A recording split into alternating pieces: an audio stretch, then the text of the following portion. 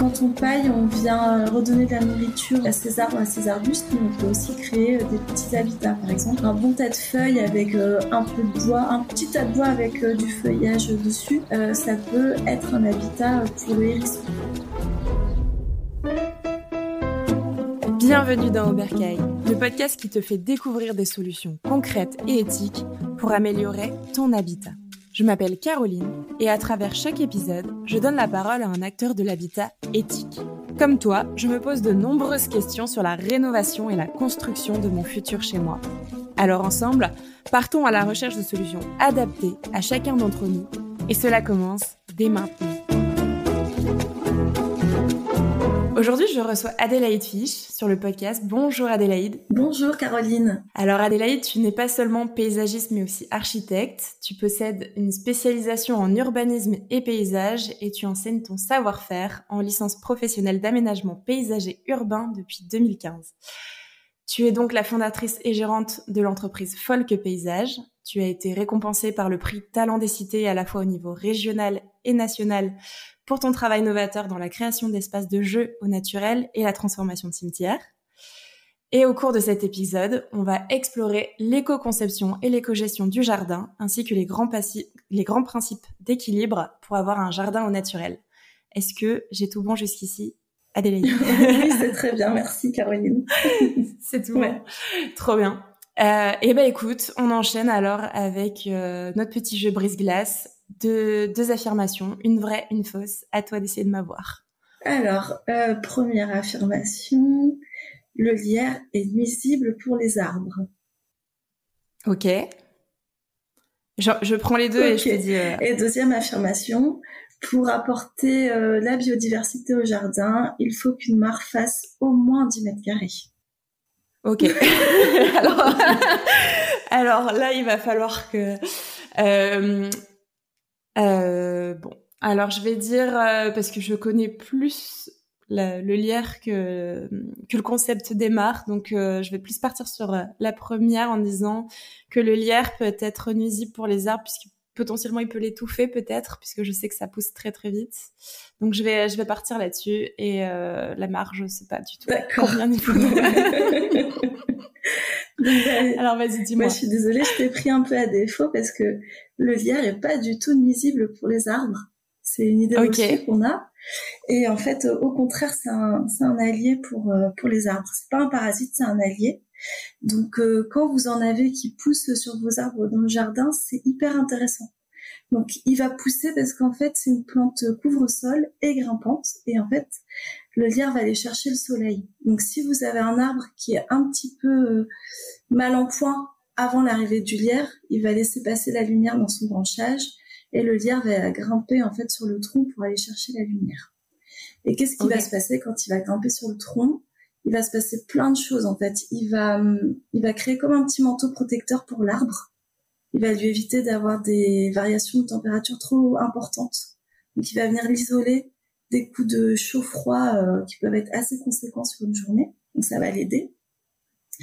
Il va, en se décomposant, il va apporter de la nourriture en pied d'arbre, donc de l'humus. Il va abriter pas mal d'insectes. Donc, qui dit insectes dit oiseaux. Et en fait, ce qui est hyper intéressant aussi, c'est que c'est une des dernières plantes à fleurir à l'automne.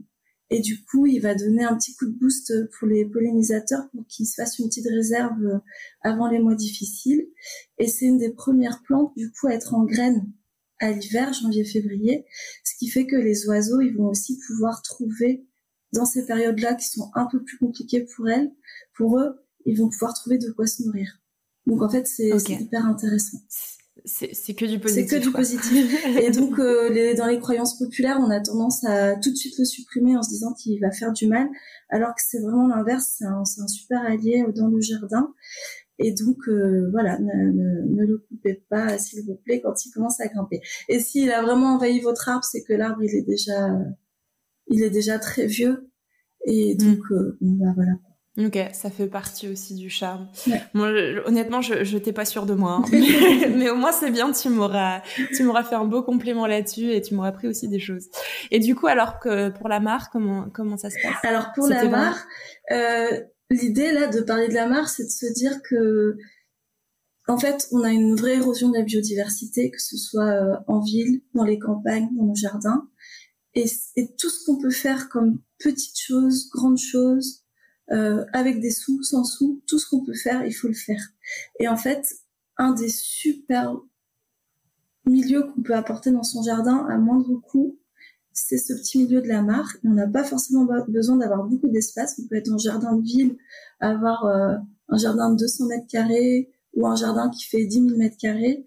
Et on trouvera toujours un petit espace pour faire ce petit milieu qui peut faire même 2 mètres carrés et ce sera déjà super, quoi. Et si entre voisins, tout le monde se met à faire sa petite mare, ou si dans les villes, on arrive à trouver plein de petits points d'eau comme ça, on fait déjà un grand pas pour la biodive et on crée ce qu'on appelle des petits corridors qui sont hyper importants.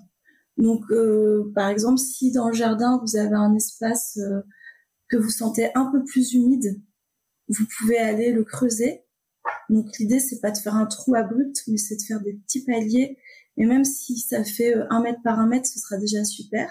Et la profondeur, au plus profond, si vous avez 80 cm, c'est top.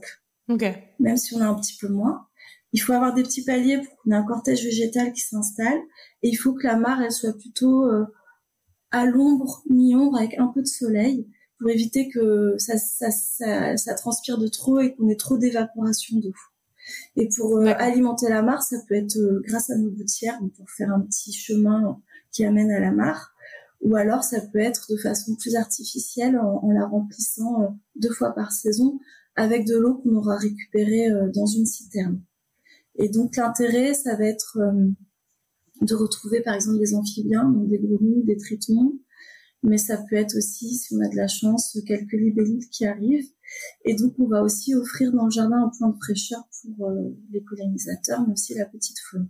Donc, faut pas hésiter dans sa mare à mettre une branche aussi, quelque chose, pour que si j'ai des insectes ou une petite faune qui vient au bord de la mare, elle se noie pas et qu'elle ait vraiment de quoi se rattraper au bord. Se raccrocher. Okay. Et dernier petit conseil pour la mare, pour que ça fonctionne bien, c'est de mettre des petits tas de pierres au soleil et un petit peu de tas de bois. Et là, vous allez... Je pense que moi, je l'ai fait au jardin. J'ai fait une petite mare et je l'ai faite à l'automne et au printemps, j'avais déjà des grenouilles. Parce qu'il y a des mares à proximité et ça va très vite. Et je peux vous assurer, c'est un vrai bonheur. On se pose là, on regarde, on prend 5 minutes par jour, on s'installe et on voit les grenouilles qui apparaissent. On se met au calme, on les voit apparaître.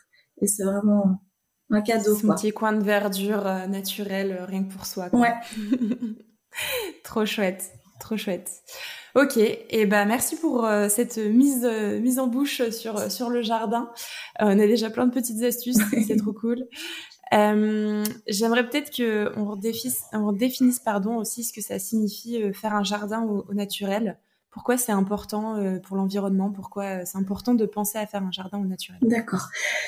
Alors voilà, on voit, il y a une nette érosion de la biodiversité, c'est vraiment indéniable. Donc ça touche à la fois la population des oiseaux, donc des villes et des campagnes, ça touche les pollinisateurs, les insectes, la petite faune. Et du coup, comme pour le climat, comme pour l'environnement, chaque geste qu'on fait est hyper important, et quelle que soit la taille de son jardin. Et donc, pourquoi c'est important de faire un jardin naturel? Parce qu'en fait, on va redonner un habitat à des espèces qui sont en souffrance. Pourquoi on perd des espèces? Parce qu'elles n'ont plus d'habitat. Donc, par exemple, en ville, on a des oiseaux qui nichent dans les bâtiments. Quand on rénove les bâtiments, on va venir boucher sous les toitures, par exemple, toutes les petites infractuosités. Et du coup, par exemple, les hirondelles ou les martinets, qui sont vraiment des oiseaux inféodés à l'habitat, ne trouvent plus à se loger et donc quittent et ont des difficultés pour retrouver des habitats. Ça, c'est sur l'habitation. Et dans le jardin, c'est un petit peu pareil. Il faut qu'on ait à la fois des espaces de repli pour les espèces et il faut aussi qu'elles puissent circuler dans des corridors qui permettent d'aller d'un point de là où elles vont trouver à se nourrir, à pouvoir se reproduire et à pouvoir aussi habiter. Et donc, par exemple, si on est en ville, il faut qu'on puisse laisser aux espèces, par exemple, des petits trous dans sa clôture pour qu'elles puissent circuler entre les jardins. Donc là, je pense par exemple aux hérissons, qui sont vraiment des animaux aussi des villes. Et puis, il faut qu'on leur donne des petits espaces de refuge, des espaces abrités de l'activité humaine. Donc, du coup, voilà pourquoi c'est important d'avoir un jardin au naturel, c'est parce que on vient favoriser en fait l'habitat de la faune des jardins. Et puis aussi, ce qu'on voit avec les changements climatiques là, et puis vraiment le climat qui commence à chauffer, c'est que plus vous avez de végétation dans votre jardin, plus vous laissez pousser aussi l'herbe, au moins vous la tondez haut, et plus vous allez pouvoir lutter à votre échelle sur le climat, donc refroidir un peu votre jardin, rafraîchir. Et si pareil, chacun commence à rafraîchir, et parce que les collectivités sont hyper sensibles à ça, si on arrive à tous apporter cette fraîcheur dans nos jardins, on peut aussi lutter un peu à l'échelle de la ville sur ce réchauffement global. Ok. Ouais. Chacun peut avoir aussi sa petite pierre à l'édifice là-dessus. Et c'est pas vain, vraiment. Ok. On voit, comme on disait tout à l'heure, ça va hyper vite quand on laisse faire certaines choses, on en parlait, mais quand on met certaines choses en place ou qu'on laisse faire tout simplement, on s'aperçoit que on peut récupérer très vite des insectes qu'on croyait disparus ou des oiseaux, et ça va très très vite. Donc moi, je suis assez enthousiaste et positif par rapport à ça, mais il faut le faire, quoi. Oui. Faut pouvoir mettre en place des endroits safe pour eux et qui puissent se reproduire et, comme tu dis, s'alimenter ou vivre tranquillement, quoi, ou nicher tranquillement. Justement, comment on peut transformer, du coup, alors on va arriver un peu sur un petit moment assez concret, comment on peut transformer notre jardin en espace plus respectueux de la biodiversité? C'est quoi un peu les premiers pas à franchir, les grands principes pour dire d'avoir un jardin complet, équilibré? Peut-être que... Je ne sais pas si on peut le faire en deux fois, soit pour des grands jardins plus campagne, et peut-être la possibilité quand on est en ville, qu'on n'a pas forcément cette possibilité-là d'avoir des grands jardins, comment on peut jouer sur les deux pans. Ok. Alors, pour moi, peu importe la taille du jardin, on est un tout petit jardin ou un grand jardin, ce qui compte, c'est de multiplier les habitats. Et donc, multiplier les habitats, ça veut dire offrir plusieurs milieux, et donc avoir un jardin qui n'est pas simplement une pelouse qu'on va tondre de façon régulière et courte, mais ça va être de retrouver vraiment plusieurs petits espaces. Mais qu'on a un jardin de 100 mètres carrés ou de 1 hectare, c'est exactement le même principe. Donc ça, c'est la grande base. Et donc après, et puis aussi, de toute façon maintenant c'est interdit par la loi, mais pour accueillir la biodiversité, donc avoir une diversité de milieux et surtout ne pas traiter son jardin. Parce que c'est là qu'on tue aussi la biodiversité. Donc tu veux peut-être que je donne un peu des astuces pour avoir plein de milieux ? Et si tu es chaud, avec grand plaisir.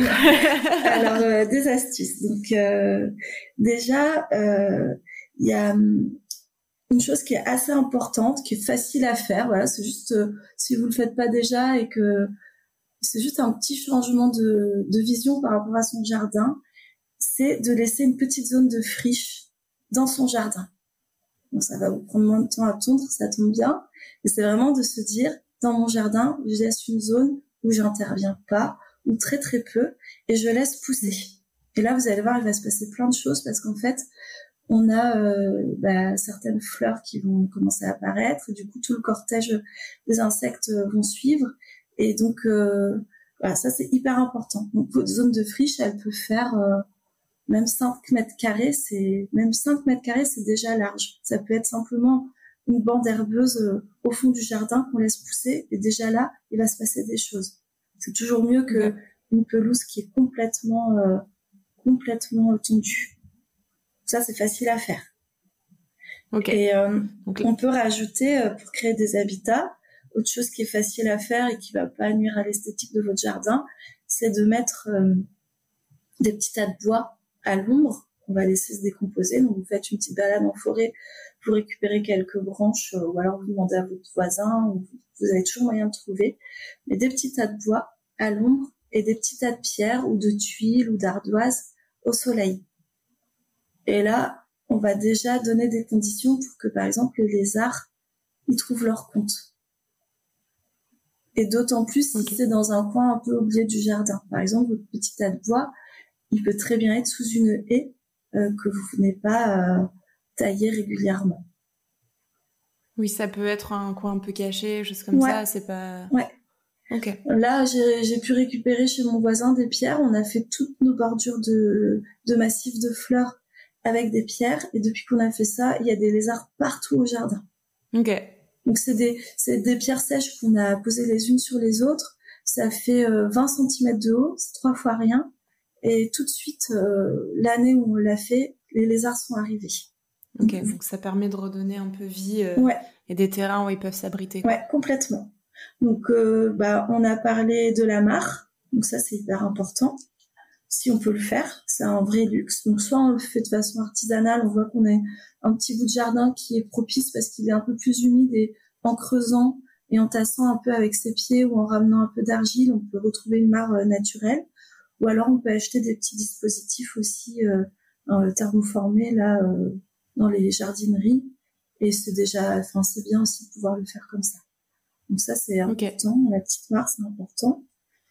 Il faut pouvoir apporter de l'eau pour les insectes et les oiseaux. Donc ça peut être des petites coupelles qu'on va remplir régulièrement, dans lesquelles on va mettre des galets pour que les pollinisateurs, les abeilles puissent se poser et s'abreuver. Donc ça, c'est plus pour les insectes. Et pour les oiseaux, en fait, si vous voulez qu'ils trouvent leur place dans votre jardin, on peut mettre une baignade ou un abreuvoir. Moi, je vais plutôt vous dire de favoriser la baignade plutôt que le... C'est quoi une baignade, juste pour être sûr alors une baignade, ça va être un petit réceptacle. C'est assez joli, on en trouve en jardinière, mais vous pouvez les fabriquer aussi. Et c'est un petit réceptacle dans lequel l'oiseau va pouvoir se laver. Parce que lui, il va... Donc c'est assez profond ? Non, ça peut faire même pas 10 cm de profondeur. C'est ce qu'on trouve souvent, on a souvent des tiges, c'est souvent en métal, des tiges, avec vraiment un petit réceptacle assez joli. Et ça sert à la fois pour s'abreuver, mais se baigner aussi pour les oiseaux. Donc, les oiseaux, pour pouvoir être à l'aise dans votre jardin, ils vont avoir besoin d'eau pour s'abreuver, se baigner. Et aussi pour pouvoir faire leur nid, ils ont besoin d'un petit espace un peu boueux pour trouver justement de la terre pour fabriquer leur nid. Donc ça, c'est top. Et après, pour les nourrir, nous, on va pas forcément conseiller les boules de graisse qu'on suspend dans les arbres parce que ça peut être vecteur de parasites, de maladies, puisqu'on a plusieurs espèces d'oiseaux qui vont aller manger sur le même endroit et des fois, ils peuvent propager des maladies. Et puis, ça crée aussi des difficultés parce que, par exemple, on a des populations de mésanges où les mâles vont aller manger que ces boules de graisse-là. Ils vont s'empâter parce que du coup, ils vont avoir plus de facilité à manger. Et les femelles vont s'éloigner de ces mâles-là parce qu'elles se disent, ce gros pépère-là, en fait, c'est pas un bon reproducteur. Il y a toute une chaîne de la séduction. Voilà, la chaîne de la chez séduction les oiseaux. est rompue parce que du coup, elles se disent, c'est pas un bon chasseur, c'est un mâle qui s'engraisse et du coup, c'est pas forcément un bon reproducteur. Donc, pour le nourrissage des oiseaux, on va être moins sur les boules de graisse, mais on peut mettre quelques graines de tournesol, par exemple, ça peut être des graines. Et la meilleure chose à faire quand on peut le faire, c'est plutôt de laisser des fleurs grainées. Par exemple, je pense au tournesol, ça peut être la bardane. Tournesol, c'est super, par exemple, pour les mésanges. C'est pas très joli au jardin d'avoir des tournesols secs, mais par contre, pour les mésanges, c'est top. Ok. Et comme on l'a dit, ça peut être aussi le lierre, mais ça peut être trouvé... déjà, ça les aide pas mal. Et surtout, quand on nourrit artificiellement les oiseaux comme ça, on le fait que dans les périodes compliquées pour eux. Quand c'est très gelé et qu'ils vont avoir des difficultés, mais il faut pas que l'oiseau s'habitue à être nourri en permanence de façon artificielle. Oui, artificielle et mécanique, où il a plus besoin de chasser ou de subvenir à ses propres besoins. Ouais, complètement. Okay. Donc ça va être pour le nourrissage. Et pour les oiseaux, justement, qu'est-ce qu'on peut faire aussi, c'est de mettre en place quand on crée son jardin, de se dire que si on installe une haie dans le jardin, si on plante une haie, il faut vraiment être sur des essences variées. Donc ça, c'est hyper important parce qu'on va avoir des arbustes qui vont pouvoir nourrir les oiseaux, les oiseaux granivores. On va avoir des arbustes qui vont nourrir les oiseaux frugivores aussi, qui vont manger des petits fruits ou des baies. Et puis eux, ils vont pouvoir nidifier dans ces haies ou pour certains nidifier au pied des haies. Donc ça, c'est important d'avoir des haies qui sont variées. Et nous, quand on fait un plan de plantation ou qu'on plante des haies, on va être vigilant à les installer. Par exemple, j'ai ma clôture. J'installe ma haie suffisamment loin de ma clôture, par exemple à 1,50 m, pour laisser l'arbuste s'épanouir. Par exemple, quand nous, on fait un plan de plantation, si j'ai l'espace de 2 mètres de large pour faire cette plantation, je vais regarder, donc vous pouvez demander à votre pépiniériste, mais je vais regarder quelle essence à taille adulte va faire plutôt 2 mètres d'empattement pour pas avoir à la tailler. On n'a pas besoin de tailler chaque année ces arbustes. Certains arbustes, si on veut qu'ils fleurissent, on peut le faire, mais c'est pas du tout une obligation. L'idée là, c'est de partir plutôt à l'anglaise et de se dire que on laisse le port libre de l'arbuste et qu'on vient tailler si les branches au bout d'un moment sont trop enchevêtrées, on vient tailler à l'intérieur pour que les oiseaux justement puissent circuler dedans, ou j'enlève le bois mort. Mais en aucun cas on a besoin de venir tailler au cordeau comme on le voit. Ça, c'est pas du tout une obligation. Et justement, quand on a besoin de tailler, est-ce qu'il y a des périodes de taille idéales ? Alors, ça va dépendre du fleurissement. Donc ça va vraiment dépendre du type d'arbuste. Mais par contre, ce qu'il faut vraiment éviter, c'est de venir tailler entre mi-mars et fin juillet. Parce que justement, là, on est en période de nidification. Donc là, vous venez vraiment, vraiment embêter, voire détruire certains complètement. Ouais. Mais nous, dans nos préconisations, qu'on fasse ce travail-là avec des particuliers ou des collectivités, on va vraiment travailler sur des essences qui vont être choisies pour leur développement à taille adulte. On peut revenir un peu sur les hauteurs, mais sur l'empattement, vraiment se dire qu'on laisse les arbustes épanouir. Un arbuste à taille adulte, c'est 8 ans. Ok. Donc, au bout des 8 ans, il va continuer à pousser un peu, mais il aura pris déjà son gabarit. Sa taille. Voilà. Et donc, on est plus sur une façon de faire à l'anglaise. Et ça fonctionne hyper bien. Et vous allez, pour le coup, retrouver de la floraison, de la fructification. Et du coup, les papillons vont arriver aussi, évidemment, quoi. Donc ça, c'est important. Et donc, pour les haies, donc varier et puis bien demander conseil à son pépiniériste. Et ne pas être que sur les persistants. Est-ce que tu as des plantes qui seraient plus à même d'être choisies ? Est-ce que tu as t'as des conseils là-dessus ? Alors, j'ai plein de conseils là-dessus, mais par exemple sur une haie, parce que les palettes sont très larges. En fait, nous, on va vraiment, si on parle d'arbustes ou de fleurs, de vivaces ou d'annuelles, on va vraiment choisir en fonction du jardin. Bah, ça, c'est notre savoir-faire aussi. Mais par exemple, on peut partir sur une haie. On peut mettre de la mélanchier, qui va être intéressant parce qu'en plus, ces petites baies sont comestibles. Ça peut être des sureaux, donc ça, c'est des choses assez faciles, ça pousse très vite. On peut faire du champagne de sureau avec, on peut vraiment l'utiliser aussi de façon nourricière, donc ça, c'est intéressant. Nous, on aime bien mettre des lilas, des viornes, des spirées, l'oranger du Mexique, ça peut être, parce que l'oranger du Mexique, il est intéressant parce que il est persistant, quand on le taille pas, il est odorant, certains papillons l'apprécient aussi. Ça peut être de l'églantier, de l'aubépine, du charme. Le tout, c'est vraiment d'avoir nous, on a des palettes assez conséquentes, Lavater, hébé, mais du coup, c'est plutôt la diversité et puis de choisir le bon gabarit qui est important. Okay. Et après, Et tout ce que tu viens de citer, excuse-moi, je te coupe, tout ce que tu viens de citer, c'est plutôt des arbustes qui vont pouvoir vraiment se développer comme tu le précisais, quoi. Alors, il y en a, par exemple, quand je parle de viornes, on a certaines viornes qui vont monter à 3 mètres, qui vont faire 3 mètres d'empattement. Mais dans ces viornes-là, on a des variétés qui vont être plus compactes. Enfin, en fait, à chaque fois qu'on a une essence, on a vraiment beaucoup de variétés. Et dans ces variétés-là, on arrive toujours à trouver, si on est sur un petit jardin, des variétés plus compactes. Donc là, l'intérêt là, c'est vraiment de bien discuter avec son pépiniériste Ou alors, nous, c'est ce qu'on fait, hein, si vous allez en pépinière et que vous voyez des choses qui vous font de l'œil, vérifiez sur Internet à taille adulte ce que ça donne. Ça, c'est important. Okay. Et puis, il y a encore des végétaux qui sont vendus en pépinière comme l'herbe de la pampa, qu'il faut vraiment pas installer dans son jardin. Ça peut être tentant aujourd'hui, là, avec les bouquets, ça fait des grandes hampes comme des plumeaux. Et ça, c'est hyper envahissant, invasif.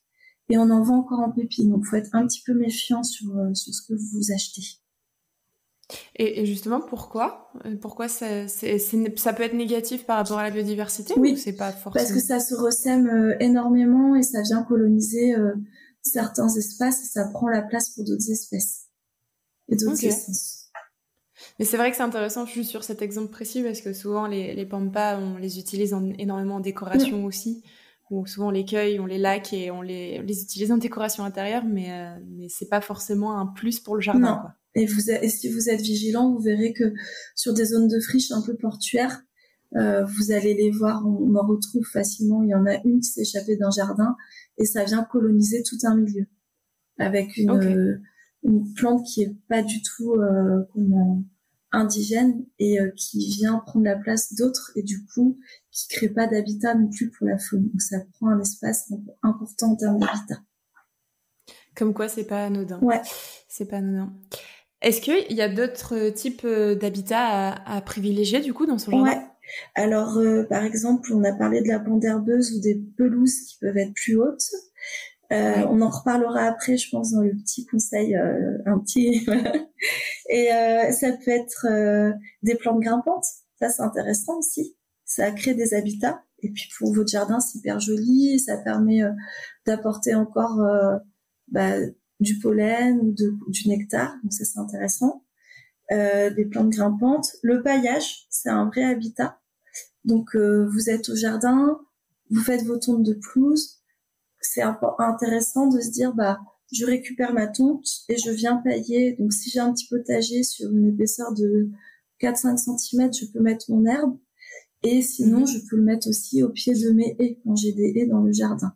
Mais le paillage, ça peut être aussi les feuilles qu'on récupère, les feuilles d'arbres qu'on récupère, qu'on vient mettre en pied de haies, qu'on vient mettre dans le potager. Là, on est en octobre, par exemple. Voilà. C'est un peu la période. On va avoir toutes les feuilles qui vont tomber. Ouais.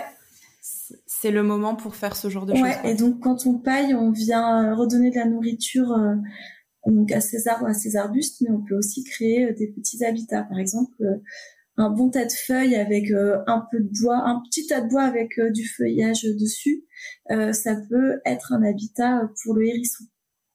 Et là, franchement, si vous avez la chance d'entendre gratter la nuit et que vous vous rendez compte que c'est une famille de hérissons qui est là, c'est un bonheur.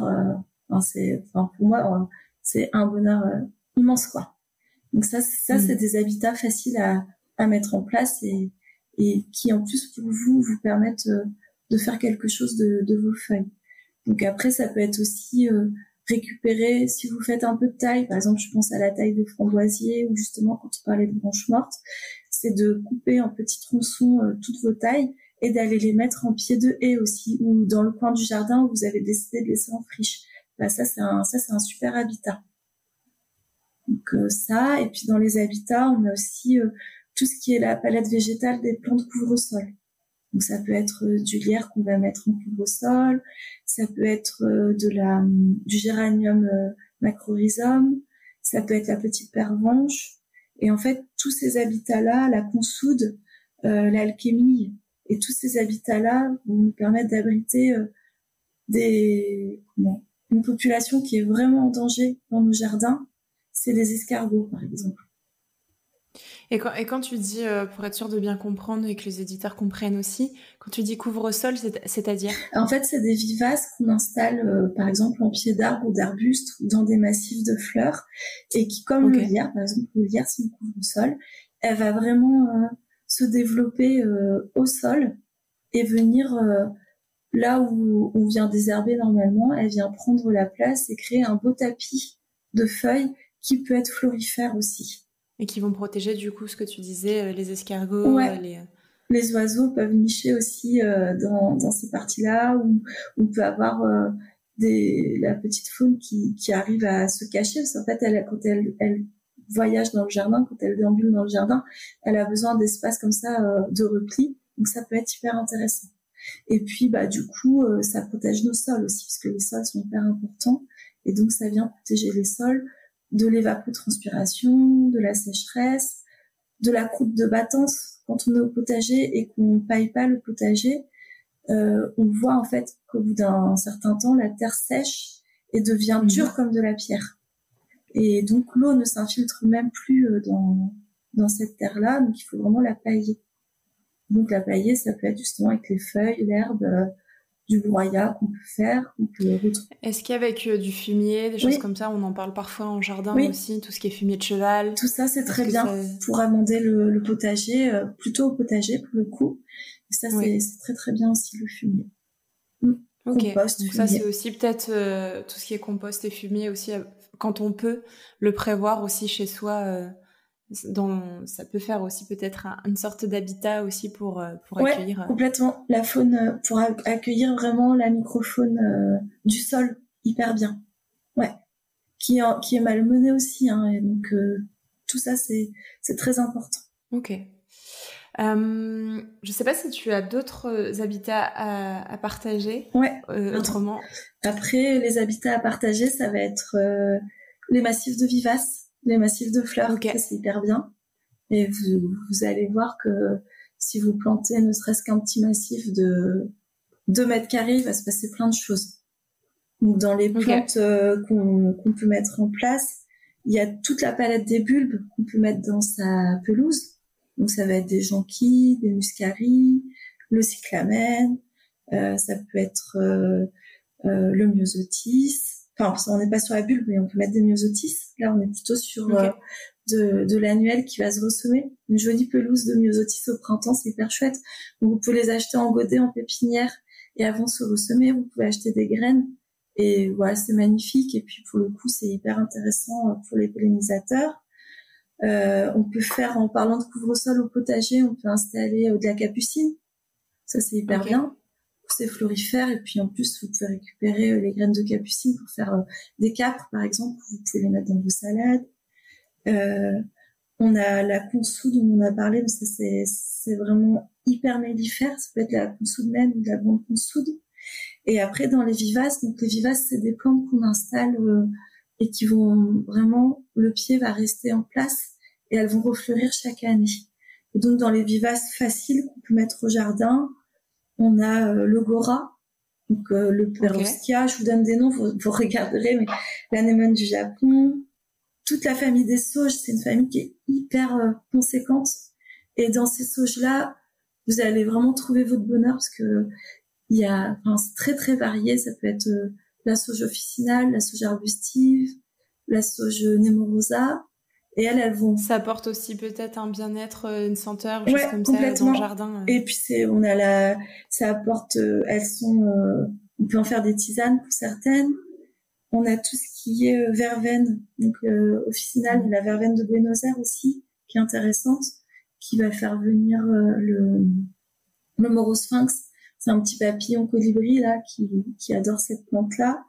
Et puis après les choses faciles, ça va être les roses trémières. Vous passez chez le voisin, la rose ou en ville, vous voyez des graines sur les roses trémières, vous les ramassez, vous les balancez dans le jardin, plutôt au niveau des murs ou des pieds de mur, dans des milieux un peu secs.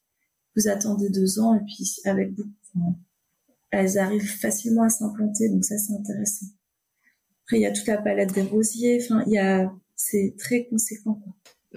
En soi, quelque part pour tout ce qui est bulbes, fleurs, il n'y a pas vraiment d'erreur à faire quand on en met dans son jardin ou chose comme ça. Non, la seule erreur c'est après, parce qu'en pépinière ils en vendent un petit peu, c'est vraiment de partir sur des invasives. Mais comme le papyrus par exemple qui est vendu, voilà, ça faut pas. Ça ressemble à quoi le papyrus? C'est ce qu'on va mettre plutôt dans les zones humides et qu'on a plutôt à la maison et qu'on a tendance à mettre dans les bassins aussi. Donc ça c'est une invasive. Donc ça faut pas aller dessus. Mais non plus en demandant conseil à votre pépiniériste, voilà, il va vous aider. Et puis c'est vraiment de se dire aussi qu'on n'est pas obligé d'aller chez le pépiniériste, on peut demander à sa belle-mère, à son voisin, à des amis de diviser, de récupérer quelques bulles, de diviser les vivaces. On peut récupérer des graines aussi. J'ai une amie qui m'avait donné un bouquet de fleurs séchées de nigel de Damas et j'ai récupéré les graines que j'ai mis dans mes massifs et du coup c'était il y a 2 ans et elle revient systématiquement. C'est une annuelle qui se ressème et qui revient. Donc chaque année, je récupère les graines et je viens les ressemer dans le jardin. Ça peut être fait avec... Ça aussi, c'est un cercle vertueux complètement. Aussi, du fait... Donc le coquelicot, vous envoyez des capsules, vous les récupérez, vous les balancez dans le jardin. Enfin, faut essayer aussi. Faut se dire que il va pas forcément marcher ici, mais peut-être que l'année prochaine, vous allez le ressemer ailleurs, il va se plaire. Ou alors une vivace qu'on a implantée à un endroit, s'il plaît moins, je peux la déplacer. C'est vraiment, faut se dire que c'est un milieu qui est vivant et que chaque année, en fait, on peut essayer de nouvelles choses, quoi. Il faut peut-être pas se décourager. Ça, c'est peut-être une question plus personnelle, moi qui n'ai pas forcément toujours la main très verte. Même si j'essaye de pas se décourager, d'essayer de se dire, de retenter, de replanter, de revoir si ça passe ou pas. Complètement. Je sais pas si tu as des astuces sur ça. Mais... Après, les astuces, c'est vraiment d'observer, de se dire, elle a pas marché ici, pourquoi? Donc, de vérifier, est-ce que c'était la bonne exposition? Mais il y a aussi le fait de communiquer, enfin, vraiment, la transmission au jardin, c'est hyper important. Donc, ça peut vraiment être de discuter avec quelqu'un qui a fait son jardin et qui te dit, moi, j'ai mis du fenouil, je pense au fenouil parce que c'est hyper intéressant pour certains oiseaux, mais papillons surtout. Et il a super bien pris, il vous en donne des graines, une pousse, et puis vous tentez. Mais c'est aussi une plante qui va se ressemer énormément le fenouil. Donc, faut être prêt, quand on en met dans son jardin, à se dire, ça fait 2 mètres de haut, à taille adulte, faut être prêt à le voir se ressemer, quoi. Ouais. Faut prendre des conseils et puis regarder un peu de votre côté, de se dire, est-ce que moi je suis prêt à ce que mon jardin soit envahi? Par exemple, il y a la giroflée des murailles, moi, que j'adore. Quand elle se plaît, elle va venir se caler. C'est une fleur? C'est une fleur. Elle est annuelle, mais elle peut être, quand elle se plaît, elle peut vraiment partir en mode vivace aussi, donc repartir du même pied chaque année.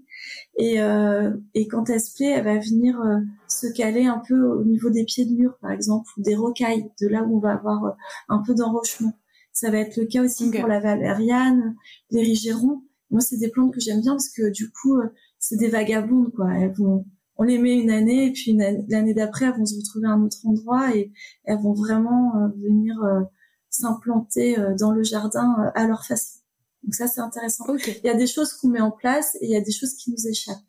Et dans les choses qui nous échappent, ça peut aussi être quand on va laisser la bande herbeuse se faire dans le jardin, on va avoir la carotte sauvage qui va arriver, qui va se ressemer et qui va... Oui, il y a des choses peut-être parfois où on se dit pourquoi ça arrive là, etc. Ouais. Oui, je vois. J'avais une question. Je pense que tu en avais parlé quand on s'était préparé. L'arrosage, comment ça se passe pour les jardins? Est-ce qu'on peut auto-arroser son jardin? Parce que là, on a pas mal de pénurie d'eau parfois selon les régions. Est-ce que tu as des astuces là-dessus pour que ça s'auto-entretienne? Oui, complètement. Alors, par exemple, je vais prendre le cas de mon jardin. Donc, pour éviter l'arrosage, déjà, il faut planter à la bonne saison. Donc, arbres, vivaces, on plante plutôt à l'automne. Ok. Tout début du printemps au grand max, parce que du coup, vous allez être sur des végétaux qui vont être justement, on va être sur une saison plus arrosée, et puis les végétaux, ils vont plutôt se concentrer sur le racinaire, et donc ils vont pas avoir besoin de beaucoup d'arrosage. Par contre, ce qu'il faut faire, c'est quand on plante, on arrose une bonne fois. À ce moment-là, on soit à l'automne ou au printemps, on arrose une bonne fois, que ce soit une vivace ou un arbuste, on arrose un bon coup. Et après, là, on parle d'implantation. Donc sur l'implantation, je vais vérifier si ma plante tire un petit peu, hop, je la réarrose un bon coup. Et je l'accompagne sur sa première année pour que, au niveau de l'arrosage, ça se passe bien. Et après, pour limiter l'arrosage, justement, ça va être le paillage ou le fait de mettre des couvre-sols aux pieds qui vont permettre en fait d'éviter que toute l'eau s'évapore du sol. En fait, quand on a les couvre-sols, l'eau, voilà, ça permet de garder l'humidité. Et du coup, moi, j'arrose pas. Concrètement, j'arrose mes vivaces au démarrage ou mes arbustes, et ensuite j'arrose pas. Et même pour le potager, en fait, j'arrose pas non plus parce que j'ai paillé en fait mon potager. Et par exemple, pour mes tomates, je vais arroser peut-être. Alors, je suis en Bretagne, je suis du côté de Rennes, mais il pleut pas non plus énormément, et puis ça chauffe quand même pas mal. Et je vais arroser pour mes tomates peut-être 3-4 fois à l'implantation, mais et encore, peut-être 3 semaines d'intervalle, mais des bons coups. Et ensuite, j'arrose plus, je compte sur le paillage et sur le fait que le paillage permet de garder l'eau qui arrive dans le sol. On est en Bretagne. Donc, sur des régions peut-être un peu plus sèches, peut-être arroser un peu plus, mais vraiment le potager. Et normalement, les vivaces, faut être vigilant à la plantation, et après, faut effectivement choisir les vivaces qui vont demander pas d'arrosage. Enfin, normalement, quand elle est bien implantée, c'est comme un arbre ou un arbuste. On n'a pas besoin d'y revenir derrière. Ok. Oui, parce que parfois, on a peut-être cette croyance aussi de se dire la terre est ultra sèche à côté. Je pense par exemple dans le sud de la France, parfois on voit la difficulté au niveau de la terre, au niveau des plantations. Alors là, faut se dire la croyance, il faut arroser, mais en fait, peut-être que c'est pas. C'est plus qu'il faut. Alors là, si on parle du potager, il faut arroser si on veut avoir un peu de lait. Enfin, si on veut que ça fructifie, mais il faut surtout bien pailler. Et quand on arrose, c'est vraiment arroser un bon coup et pas forcément y aller tous les 2 jours pour pas les mettre sous perfusion. Et après, l'autre chose, c'est sur les vivaces ou sur l'arbustif, quand on est dans le sud et que c'est sec et que ça peine, il faut vraiment choisir les vivaces qui sont adaptées à ce milieu-là. On va pas mettre une fleur qui demande beaucoup d'eau dans un milieu qui peut pas lui en fournir naturellement. On va vraiment adapter sa palette aux conditions qu'on lui donne aussi. Oui, de choisir des plantes résistantes. Ouais, au sec, mais il y en a plein, il y en a énormément. Encore une fois, ça c'est dans la discussion avec son pépiniériste, mais on trouve plein d'infos aussi là-dessus. Oui, ça. Mais on parlait des giroflées ou de la valériane, elles vont se plaire, ou même la rose trémière, elles vont se plaire dans des milieux très secs et très drainants. Mais ça peut être les santolines aussi. Enfin, il y a vraiment plein de variétés qui supportent ces sols-là. Ok. Trop intéressant. J'avais un dernier petit point spécifique parce que je vois que l'heure tourne et on va... Un dernier petit point spécifique. Je sais que tu avais évoqué le fait que ce soit intéressant de créer son jardin avant la construction d'un bâtiment. Ah oui. Alors nous, on parle d'éco-rénovation et d'éco-construction. Quand on est dans l'éco-construction, qu'on va construire sa maison, son lieu de vie, pourquoi ce serait plus pertinent de construire son jardin avant même d'imaginer sa maison. Alors, ça dépend un peu ça dépend de plein de facteurs, mais quand on peut le faire, c'est intéressant. Donc, par exemple, je prends le cas de figure tout simple, je prends 2 cas de figure. Vous rénovez votre maison, vous y habitez pas avant un petit moment. Là, vous gagnez du temps en fait à faire votre jardin avant même de commencer à rénover la maison. Donc là on comprend. Par exemple, si vous plantez des arbres fruitiers, une année de gagné, c'est toujours une année de gagné sur la fructification. Et après, par exemple, si on est sur un jardin de lotissement, on peut avoir ce cas de figure là. Par exemple, on a l'implantation des haies. Si on sait que les engins de chantier vont pas aller dans cette zone-là, parce que des fois on est contraint aussi par le passage des engins quand on construit sa maison, mais si sur l'arrière de la maison, je sais que les engins ne passent pas, là ça peut être hyper intéressant de commencer déjà à mettre en place sa haie avant même que la maison soit construite. Après, il faut bien discuter avec les entreprises, leur dire que vous avez planté quelque chose et qu'il faut pas qu'ils aillent pousser la terre ou mettre les gravats dans cet endroit du jardin. Mais c'est intéressant parce qu'on gagne du temps, quoi. Ouais, c'est vraiment sur le gain de temps pour récupérer soit des fruits, soit sur le potager, soit sur la biodiversité qu'on veut faire vivre dans son lieu de vie. Ok. Et en fait, si j'avais encore une dernière petite question. Pour ceux qui vivent en appartement, est-ce que tu as des retours d'expérience sur comment peut-être s'engager dans des jardins participatifs, comment comment en fait trouver des petits moyens justement pour pouvoir faire vivre sa biodiversité, peut-être sur son balcon, soit dans des jardins participatifs? Alors, sur le balcon, quand on a un petit balcon, c'est jouable. Enfin, je l'avais fait sans trop arroser, parce que vraiment, je suis pas. Déjà, j'ai la flemme d'arroser, c'est voilà. Mais ça aide pas du coup à voilà. Mais sans avoir la flemme ou quoi, faut vraiment être conscient de cette ressource en eau là qui est pas. Enfin, il faut vraiment la protéger. Et du coup, par exemple, moi sur mon balcon, j'avais fait une jardinière en bois. J'avais mis j'avais ramené de la terre et puis j'avais ramené de la feuille, un peu de bois mort et tout ça, des choses qui se décomposent dans ma jardinière, et j'avais mis de la capucine et de l'hypomée, et puis j'avais essayé quelques tomates et ça avait pris, c'était la jungle. Donc par exemple, capucine, hypomée, vous les aidez au démarrage, c'est des grimpantes ou des couvre-sols, les deux. Enfin, l'hypomée c'est une grimpante et la capucine c'est une couvre-sol mais qui a tendance à grimper aussi. Je leur avais mis des tuteurs pour qu'elles grimpent dessus. Et elles avaient en une saison, en fait, du printemps jusqu'à l'automne, elles s'étaient vraiment, vraiment développées. Et du coup, c'est où, par exemple, vous mettez de la verveine de Buenos Aires, ou alors vous mettez des plantes comme le géranium, le géranium macrorhizome, ou alors la sauge arbustive. C'est des plantes qui vont demander peu d'eau, peu de terre, qui aiment ces milieux un peu durs, et qui vont... Moi, j'étais au 8e étage et j'avais des abeilles qui venaient butiner dans mes fleurs. Donc ça, sur le balcon, c'est jouable. Même les tomates cerises, vous pouvez tenter, ou les tomates, donc là, il faudra arroser, mais ça va, c'est gérable. La menthe aussi, ça se passe super bien. La verveine citronnelle, tout ce qui est aromate, c'est sympa. Puis pour nous, c'est un vrai bonheur aussi. C'est le plaisir aussi de pouvoir dire de cuisiner ou d'avoir... Complètement. Et après, sur les jardins partagés, bah oui, c'est des super...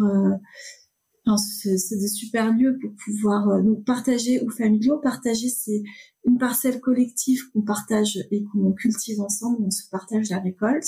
Et les jardins familiaux, c'est j'ai ma parcelle et j'ai un voisin en fait avec lequel je peux échanger, mais je suis vraiment sur ma parcelle. Et du coup, sur les jardins familiaux, on sait qu'il y a, selon certaines villes, il y a pas mal de listes d'attente. Donc, faut tenter le coup. Et puis, au bout d'un moment, vous aurez une parcelle. Et puis, sur les jardins partagés, on en retrouve dans les quartiers, souvent en bas de chez soi, même si c'est 1 kilomètre, ou un peu plus, mais c'est vraiment le plaisir d'aller jardiner, mettre ses mains dans la terre, plus que la récolte, même si c'est assez productif, hein. Mais c'est vraiment le plaisir de pouvoir voir toute cette biodiversité et de voir pousser les choses aussi. Donc ça, vous regardez sur le site de votre ville ou de votre commune. Si on n'a pas, vous pouvez faire la demande directement à vos élus de mettre en place un petit espace jardin partagé. Il ne faut pas être tout seul à le porter, il faut être au moins 5-6 sur un jardin partagé. Il faut bien dire aussi, si vous voulez mettre en place un jardin partagé, que c'est super le temps que ça fonctionne. Alors, il y a des communes, on en a fait un, puis ça a fonctionné 5 ans. C'est 5 ans de gagné, 5 ans de plaisir, 5 ans où on sait que ça a fonctionné. Et puis, si ça périclite, c'est pas grave, c'est du jardin, c'est pas un frein. Et puis, la parcelle, elle reprend une autre fonction. Et puis, si 3 ans après, on veut de nouveau retravailler cette parcelle-là, on le refait. Et c'est pareil pour les écoles. Quand on installe des petits potagers ou des petits espaces de jardinage, ça peut tenir 4 ans avec un projet pédagogique. Ça périclite 1 an, 2 ans, et ça veut pas dire que c'est foutu et qu'on n'a pas réussi. Qu'on peut plus rien faire derrière. C'est du jardin. Oui, non, c'est sûr. Il faut vraiment être dans cette optique-là. Ok, que c'est renouvelable et en soi la terre n'est pas aseptisée et que ça peut reprendre. Et puis que c'est pas grave et que c'est pas un échec. On a fait quelque chose de super collectivement un temps. On a fait quelque chose pour X raisons, parce qu'il y a 10 000 raisons qu'il faut que ça peut péricliter. Ça périclite et hop, c'est reparti un peu plus loin ou un peu plus tard. Mais il y a rien de grave là-dedans, quoi. Ok. Ouais. Mais dans tous les cas, ça reste des alternatives quand on peut pas avoir son jardin à soi. Oui, et c'est des super alternatives. Et pour les enfants, c'est hyper important. Oui. Eux, ils ont besoin d'avoir. C'est même un besoin fondamental pour les enfants d'avoir ce lien aux saisons et le lien à la terre et à l'observation de la biodiversité. Ça va les aider pour développer leur sens, pour expérimenter, pour la motricité fine, pour se relaxer aussi. Enfin, c'est hyper important. Ok, trop bien. Merci beaucoup Adélaïde. Je t'en prie. Merci beaucoup. Est-ce que, si c'est bon pour toi, on peut passer à la phase action? Ouais. Alors, action. Je profite de cette coupure, tu te demandes peut-être comment soutenir notre travail sur Obercaille. Déjà, tu peux noter ce podcast. C'est un moyen simple mais crucial pour atteindre un public plus large. Sur Apple Podcasts ou iTunes, on t'invite à laisser une note et un commentaire. Et si c'est sur Spotify, tu peux également nous soutenir en partageant ce podcast en story et en nous taguant sous le nom Obercaille-Média. On compte sur toi. Et maintenant, retour à notre intervenant. Concrètement, comment ça se passe pour son bercail ? Nos éditeurs, ils ont un projet de créer leur jardin respectueux de la biodiversité. Qu'est-ce que tu leur conseilles d'hyper concret ? Une première question à se poser, des premiers conseils hyper concrets. Ouais. Quand ils veulent commencer. Et du coup, l'hyper concret, c'est peut-être d'acheter des livres. Ça, c'est hyper concret. Il y a quand même des livres qui sont hyper bien faits. Parce que, vous n'avez pas forcément besoin d'aller voir un paysagiste pour vous aider dans cette action-là. Et puis, j'en ai beaucoup parlé, mais je pense que la première chose de très concrète à faire, c'est de laisser un peu pousser son gazon. Donc, vous réglez votre hauteur de tonte, au lieu d'être à 3 cm, vous la mettez le plus haut possible sur votre tondeuse, c'est souvent 7-8 cm. Et vous allez voir qu'il va se passer plein de choses. Votre gazon, il va être plus résistant. Donc, il sera moins sec l'été. Et puis, il y a toute la palette végétale qui va s'épanouir. Donc, vous allez retrouver des pâquerettes, du pissenlit, de la carotte sauvage, de la renoncule, du trèfle. Et au lieu d'avoir juste un mélange d'herbes, de graminées, si vous laissez faire un peu ça, il va déjà se passer quelque chose en termes de milieu et de biodive juste avec cette action-là. Et donc aussi de laisser la petite zone de friche. Et après, ce qui est intéressant, c'est d'aller faire des petits massifs de fleurs et puis la palette arbustive qui est importante aussi. Ok. Donc d'essayer de prendre vraiment tous ces habitats et ces environnements qu'on a parlé d'ailleurs juste au-dessus, et de privilégier et de favoriser un peu ça en première action. Remonter la hauteur de tonte. Vous allez voir, ça va changer la hauteur de tonte du jardin. D'accord. Question plus personnelle, dans ta vision, dans le meilleur des mondes, c'est quoi pour toi ton bercail idéal ? Ouais, alors mon bercail idéal, c'est mon jardin. C'est déjà le fait que j'ai la chance, moi, d'avoir un jardin. Et du coup, c'est un espace qui est nourricier, qui est frais. On voit aujourd'hui, c'est hyper important, la notion de fraîcheur. Donc, c'est accueillant à la fois pour la biodiversité, mais pour ma famille et mes amis. Il y a une notion artistique aussi qui est importante dans le jardin. Parce que c'est vraiment le lieu... Le jardin, c'est le lieu où on peut exprimer son petit monde à soi. Avec 3 francs 6 sous, on peut faire de la récup, on peut chiner des choses. Voilà, donc il y a cette dimension artistique qui est importante. C'est un lieu de récupération. On peut récupérer de la pierre, du bois, des dalles de béton. On peut faire vraiment plein de choses en récup. Et puis c'est un lieu dans lequel on peut expérimenter et se tromper. Et ce qu'on disait tout à l'heure, au jardin, c'est vraiment ça qui est chouette, c'est que on regarde les choses se faire saison après saison. Et puis, quand on s'est planté à un endroit, on refait un autre endroit et puis c'est pas très grave. Ok, oui, il y a pas cette notion. Il y a cette notion aussi un peu de patience aussi, et de lenteur qui est belle aussi et un peu poétique, je trouve. Super. Si tu avais un mot pour définir ton bercail, ce serait quoi ? Ah, c'était un mot, j'en avais mis plein. Et mon bercail, c'est... En fait, mon bercail, c'est la promesse. Ok. Et la promesse des fruits et des fleurs. C'est le bonheur, en fait, de se dire qu'à chaque saison, au début du printemps, tout ce qu'on a mis en œuvre, ou tout l'accompagnement qu'on a fait auparavant, c'est la promesse de fleurs ou de fruits ou d'insectes qui vont arriver ou de la petite faune. Ok, c'est très joliment dit. Et du coup, tu disais en conseil hyper concret qu'il y avait des livres. Oui. Peut-être d'acheter des livres. Est-ce que tu as des ressources pour s'informer sur le jardin au naturel, sur comment construire cette biodiversité ? Que ce soit podcast, personne. J'ai choisi un Instagram que je trouve hyper chouette. C'est Jardin Bio BZH. Jardin Bio BZH, c'est super ce qu'il propose. Et en livre, j'en ai mis 2. Donc, moi, j'ai ma Bible, qui est le guide Terre vivante de aménager et fleurir son jardin au naturel. Ok. Donc c'est de Brigitte Lapousse, de Jean et Denis Pépin. Il est génial. Vous avez tout dedans en fait, pas à pas. Vous allez tout retrouver, très concret. Et puis il y a le Jardin des Utopies, l'art de cultiver son univers de Adrien Lanier, qui est super aussi.